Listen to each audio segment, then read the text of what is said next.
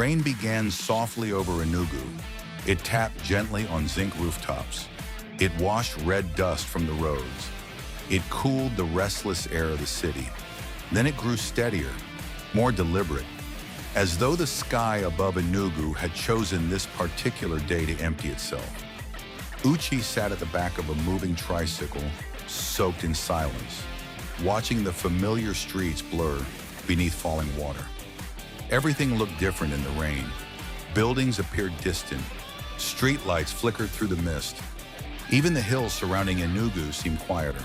Beside Uche were heavy burdens, not bags that anyone else could see, not boxes that could be lifted and dropped. These were invisible weights, expectations, disappointments, unspoken responsibilities, memories that refused to fade. Every pothole in the Enugu road pressed the weight deeper into Uche's chest. As the tricycle passed through older parts of Enugu, something stirred in Uche's heart.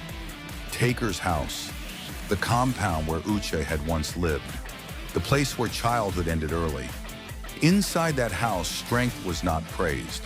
It was expected. Silence was safer than complaint. Endurance was the only language that survived. There were 6 brothers once, then fewer. But whether many or few, Uche had always felt alone in the invisible role placed on his shoulders, the dependable one, the strong one, the one who should understand. Even after leaving Taker's house and building a life elsewhere in Enugu, Uche never truly left the weight behind. Uche carried it into adulthood, carried it into marriage, carried it into fatherhood, carried it everywhere. The woman driving the tricycle had not spoken much since the journey began. She maneuvered through Enugu's rain-soaked streets with calm precision, avoiding flooded corners and broken asphalt without hesitation. Her silence did not feel empty. It felt intentional. Finally, Uche spoke. "Why does this road feel like it's going in circles?" The woman did not turn around. "Uche is not going in circles," she replied calmly. "Uche is going inward." The words lingered longer than the rain. The tricycle stopped on a narrow bridge overlooking dark, slow-moving water within Enugu's outskirts. "Come down," the woman said gently. Uche stepped onto the wet concrete and looked over the edge. In the reflection below, Uche did not see only one face. Uche saw many versions of himself. The young boy in Enugu needed help but refused to ask. The teenager who worked harder than necessary just to prove worth. The husband who watched love weaken during financial hardship. The father who smiled in front of his child even on days when uncertainty felt overwhelming. The water held every version at once. "Who is Uche?" Uche asked quietly. The woman stood beside him now. "Who is Uche without the burdens?" she answered. As Uche stood there on the bridge in Enugu, a sound cut through the quiet. Laughter, bright, free, untouched. Uche turned and saw a child running across an open field nearby. Strangely, rain did not fall on that field. The air there seemed lighter, untouched by history. "Come and chase me," the child called. For a moment, Uche felt something unfamiliar. Not duty, not pressure, but warmth.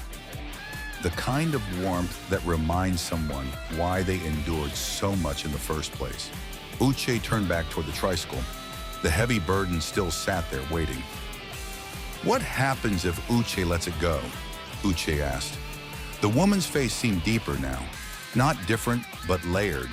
Strength, sacrifice, disappointment, forgiveness. "If Uche lets it go," she said gently, "Uche begins." Uche walked to the invisible weight.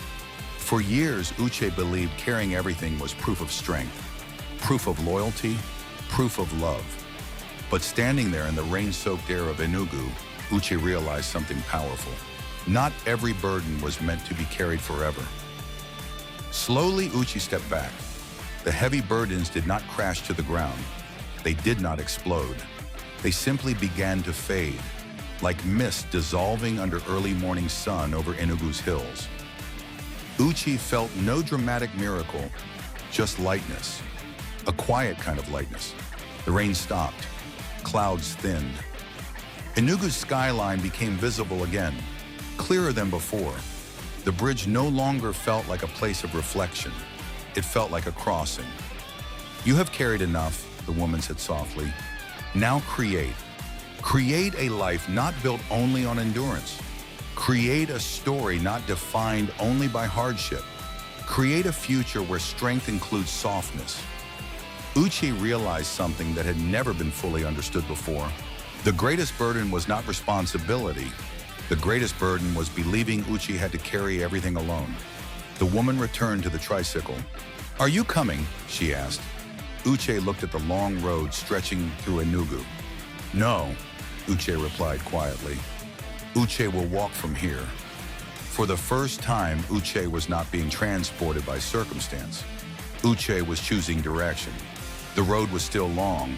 Rain would fall again in other seasons over Enugu. But something had changed. Uche was no longer carrying yesterday into tomorrow. And sometimes that is where freedom begins. As sunlight finally broke through the thinning clouds above Enugu, Uche stepped forward, not as a burden bearer, but as the author of his own path.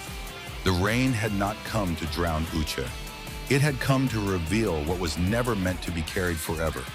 And in the quiet that followed the storm, Uche finally stood upright. Because sometimes the strongest thing a person can do is not to endure more, but to release what is breaking them. Now the question is not about Uche.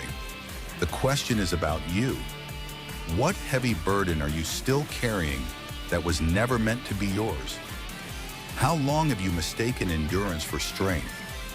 If you stood on your own bridge today, what would you finally choose to let go? And who could you become if you stopped carrying yesterday into tomorrow? If this story spoke to you, please like, subscribe, share, and leave a comment.